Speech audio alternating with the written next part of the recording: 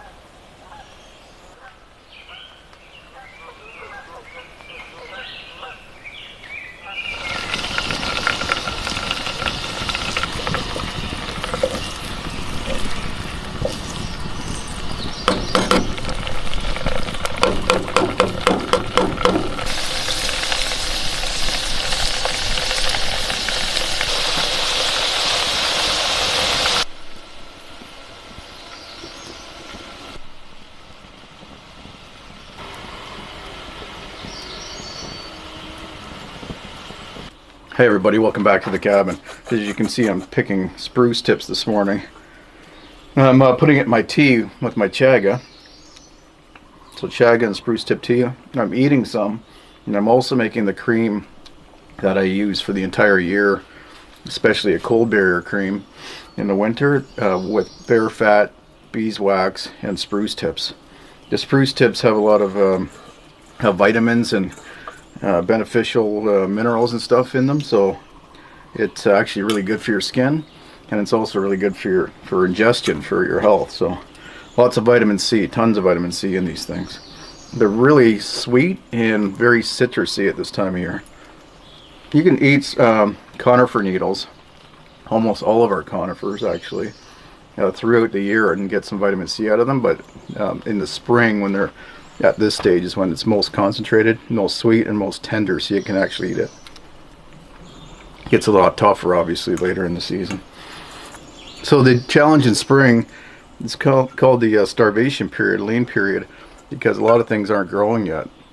So it's actually one of the harder times to survive in the wilderness, because most of your stores typically are running out by now. If you've eaten them all winter, whatever you harvested and stored for the winter, and nothing's really growing well enough to provide enough calories to survive on. So it is challenging in the spring. It's getting better now, like these being available, cattail sprouts and stuff like that. So a lot of things are becoming available, but up until now it was pretty lean. So I'm going to put these into this bear fat, make a really concentrated cream out of it. So as the season progresses, what I typically do is take that cream and then I'll put it back in, I'll render it back down again or heat it back up again, make it liquid, then I'll add other things to it like raspberry seed oil, Epsom salts, which I don't have any of right now, things like that add more nutrients and more beneficial products for your skin and for your health. And do other things like I can cook with this spruce tip. Before I add the beeswax, I can cook with it with just the bear grease and the spruce tips. It adds a citrusy flavor to whatever I'm cooking, and adds vitamins, especially vitamin C. So it's a really interesting wild edible. It's something I've been using for a number of years, and one of my favorite things actually from the wild. I'm just going to make this one really super concentrated. That fat is already really green in there. I don't do anything by the exact science, so I'm not sure how long this should render in here.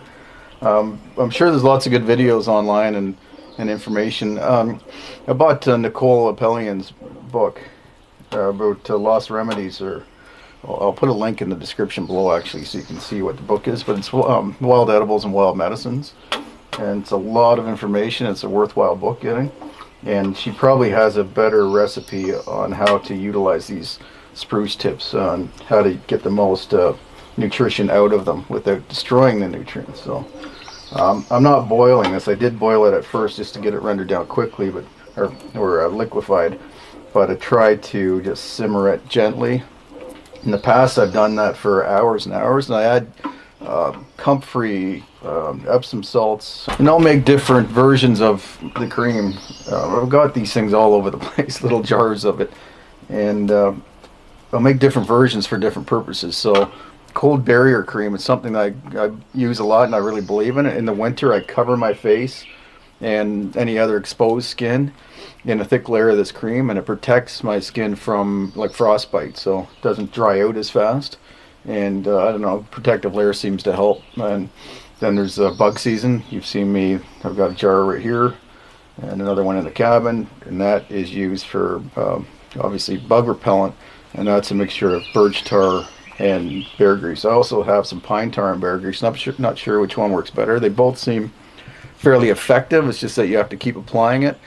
The problem with that one is that in the spring, and when the sun's quite strong and we don't have a high humidity to kind of filter that sun a little bit, I tend to get burned because that cream, the bear fat, magnifies the sun's rays. So what I'll do then is make a sunscreen as well.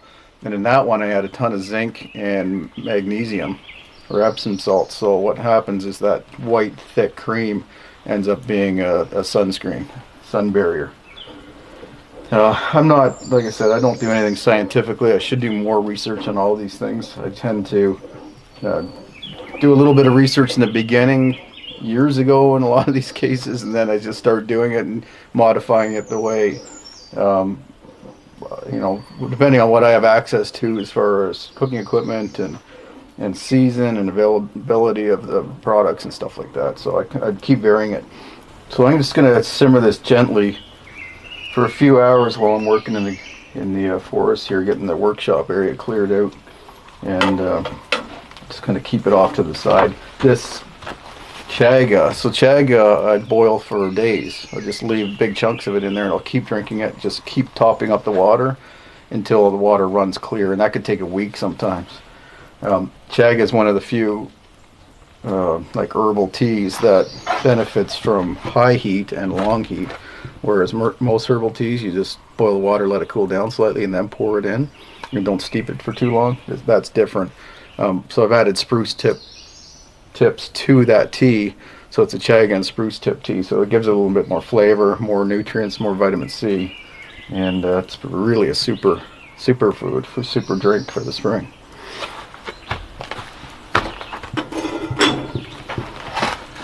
Some more water in there. Kelly's digging a hole deep enough, deeper than I think I dug for the post for the porch. She's after a chipmunk.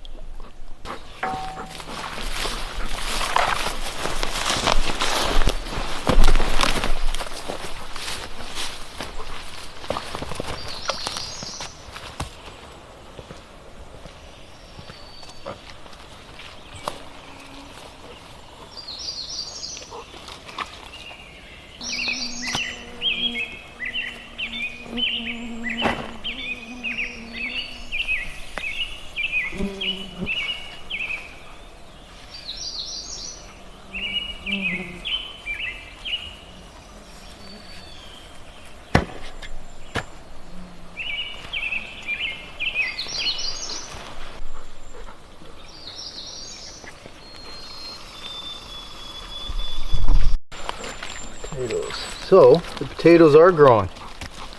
That's good. I didn't really think they were. I know a moose had kicked up a couple, or one at least, when I, like in the first week that I put them in. But the potatoes here. Where else there? I don't know if all of them are going to come up here. Where else did I put them? That's the problem. Oh, there. Yeah, I guess they're all coming up. Interesting. And I've got wild strawberries.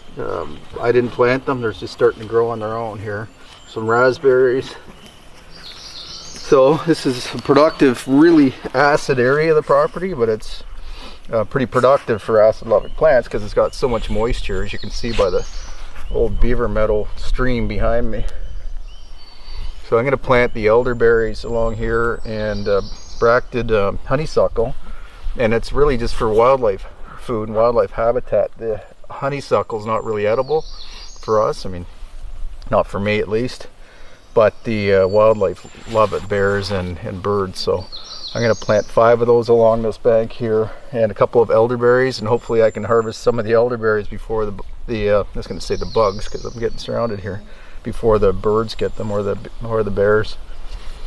This is a really sunny spot too. If it wasn't so acid, this is where I would have had the main garden, planted all my vegetables down here, but it's really acid and really wet, so only a few plants can thrive in these conditions. It's probably too wet for the potatoes, so that's why I was surprised they actually came up. So maybe I'll do a little bit of weeding, give them a good head start so they can get up above the weeds, the potatoes I mean. There's another one there. And see if I get a good harvest out of them. I'll mound them up with all this sphagnum moss that I dug out to create this garden to begin with. Just mound them up so that the potatoes don't get exposed to the sun and become poisonous and toxic.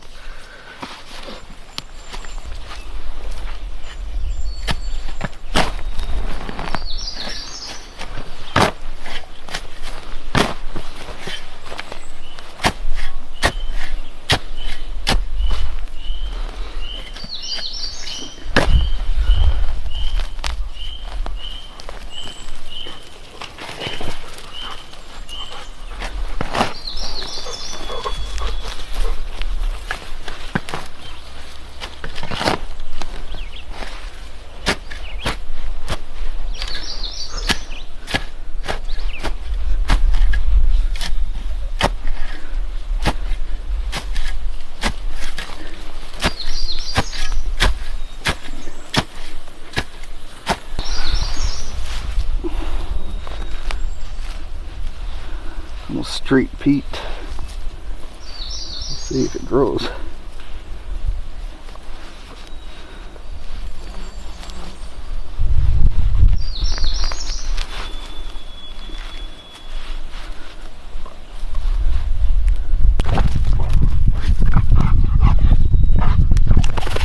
What are you doing?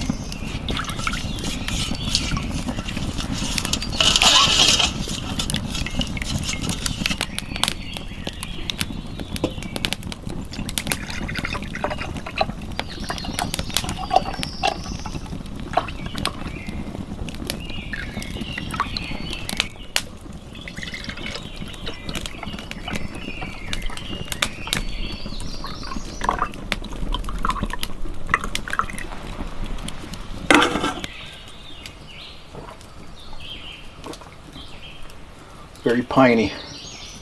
Good.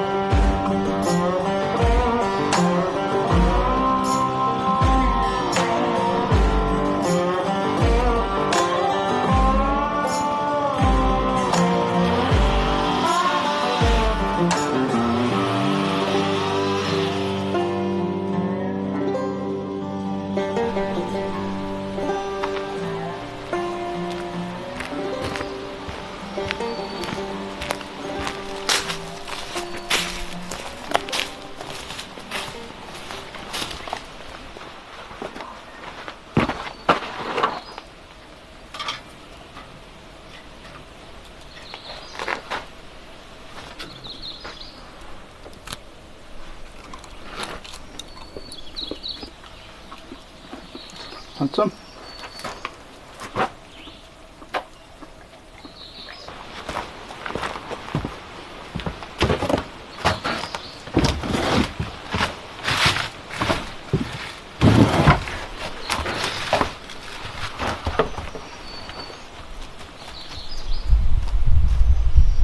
Five. Good girl.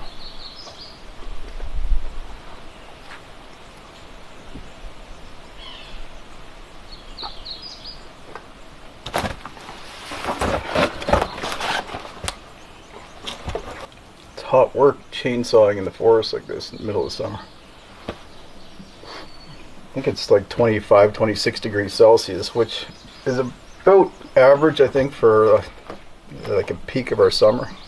We get days over 30, but 25 is a nice hot summer day up here. Like average hot summer day. In a forest in the summer, it's not the same as the fall, spring or fall. That's for sure. It's not really that pleasant in the forest a lot of days.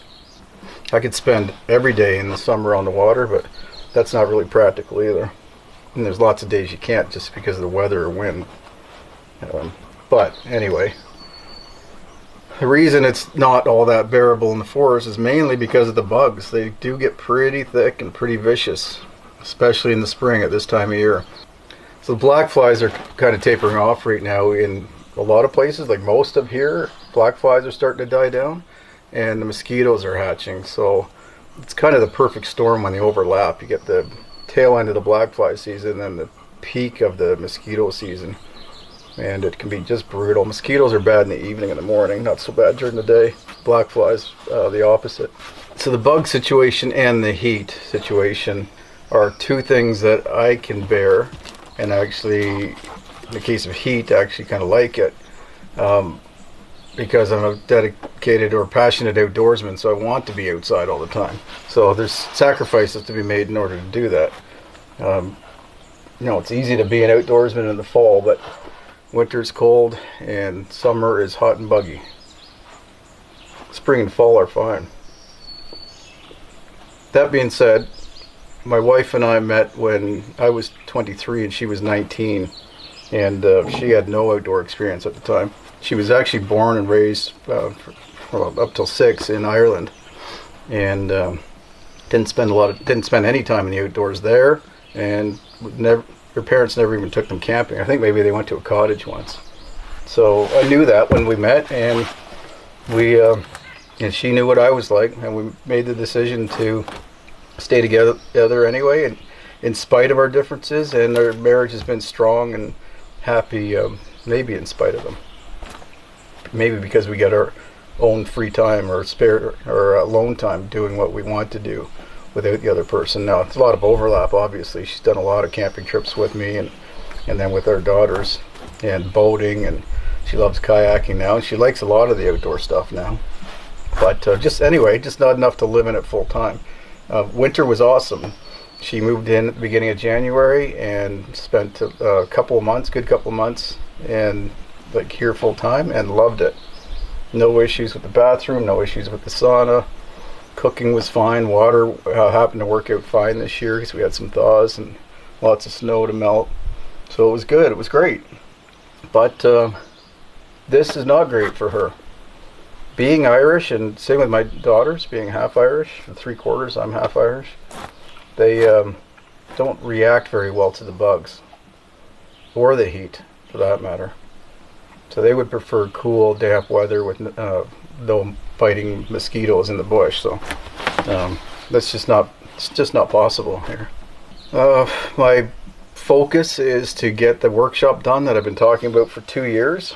Finally getting started on that, and equally maybe important or as exciting for me and my wife is the greenhouse that I'm building in this clearing right beside the workshop. That's going to change things, I think, big time every season, actually. So even in the summer, that's kind of a bug-free zone. But in the winter, it's nothing like being inside a greenhouse when it's minus 30 out, and being in a greenhouse that's warm with plants growing. very, very nice feeling, and it really expands sort of the living area, because we could do other stuff in there too, not just grow plants. I think the greenhouse is something like, what is it?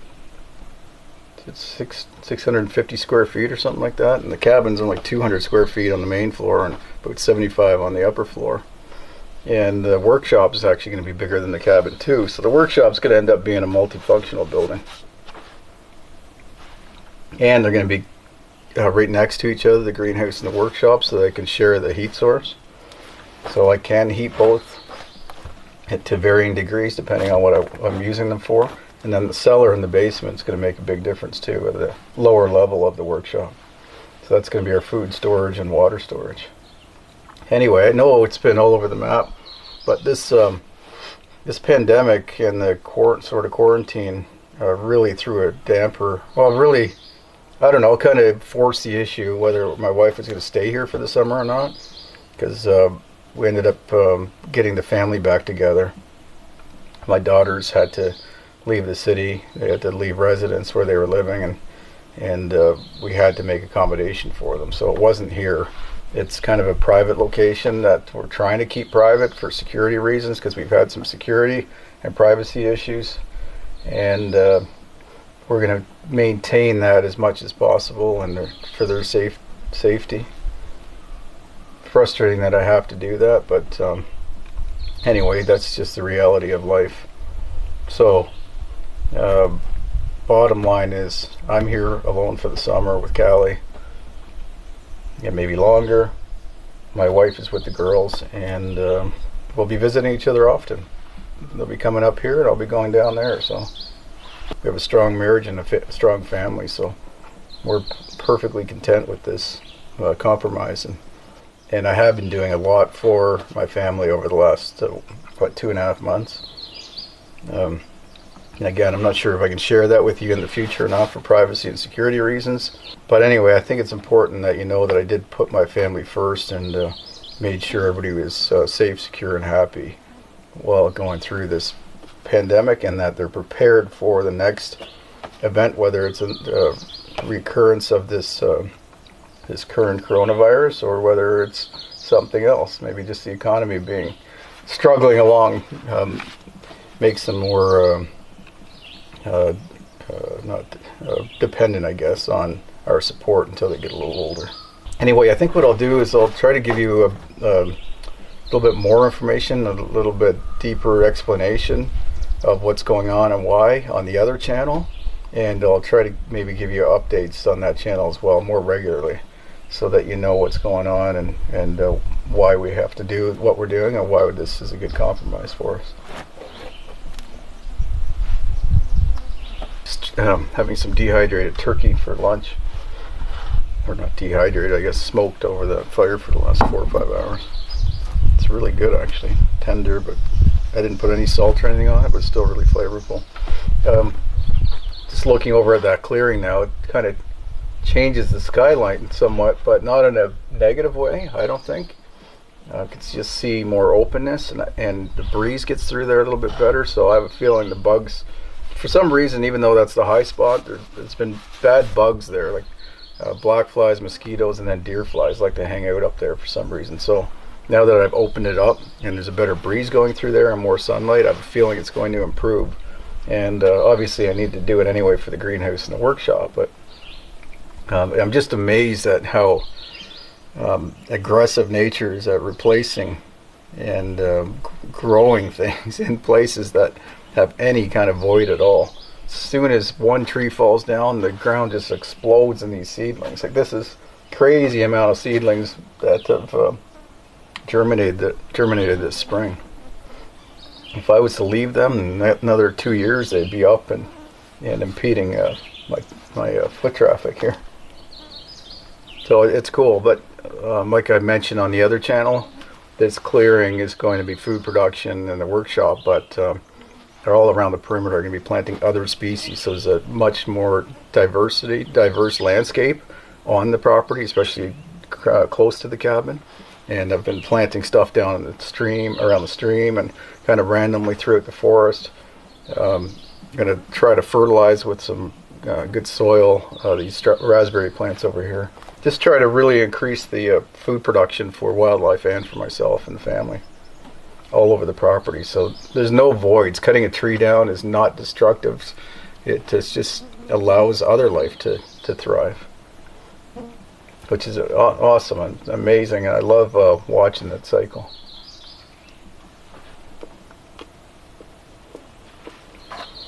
Anyway, the bugs are going to get bad this evening, so I'm going to get back at this. Sweating like crazy, so don't want to be doing that when the bugs start getting really bad this evening. So I'm going to get back at it, and then I'll show you what it looks like, show you the clearing at the end, and hopefully I can get the pad of the greenhouse kind of laid out, or the footprint of the greenhouse laid out, and the shop. So